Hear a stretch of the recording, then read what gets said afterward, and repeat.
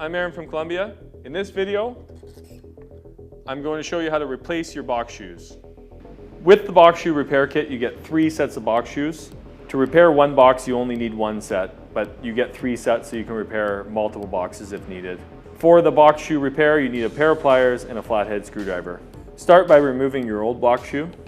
There's 2 flathead screws.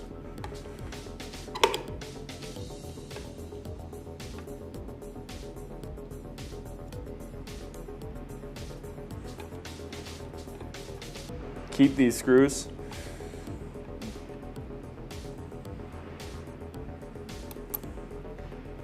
Clean off any mud or anything that may be interfering with putting the new box shoe on.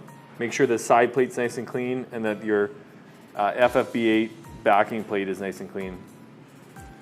You can put the new box shoe on right away. Don't tighten these screws down yet though until we do the final setup. So just leave them loose for now.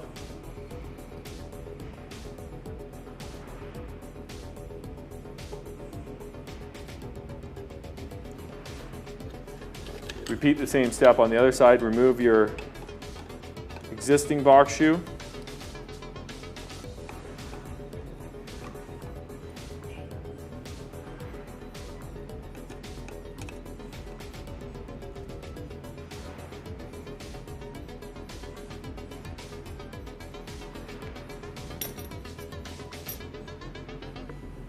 Clean off anything that may be on there. Replace. Leave these ones loose as well.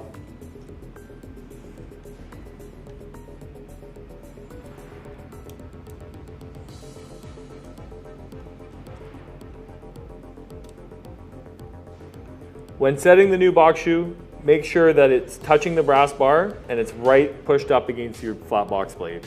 If it's out like this, you're going to get mud streaks coming out. So you want it right up against the blade, so you don't get any edges when running the box. Tighten it down, but not overly tight, just enough to hold it in place. Repeat the same step on the other side. Just make sure it's up against the blade and flat against the side plate. Tighten it down, not overly tight. Now what we have to do is set the closure between your box shoe and your box skid here, this bottom plate that it sits against. You want to make sure that, you see how the brass bar right now is loose in between the two? What that's going to do is that's going to cause inconsistency where your mud comes out and touches the box shoe. If it moves up and down like this, you're not going to have a nice clean edge on your boxing.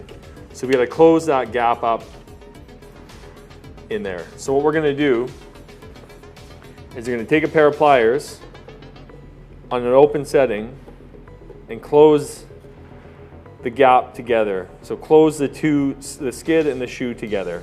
Once you've done that, do a final tighten on these 2 screws. Now you see your brass bar does not move. When it's all set, your blade should just be just above your box shoe tab right there. It should just click over, and your brass bar should be nice and tight in there with no movement. That way your mud will go up and it'll stop right at that shoe and you won't get an edge. So we're going to do the same thing on the other side. Take your pliers, close those pieces together, make sure there's no movement, tighten down.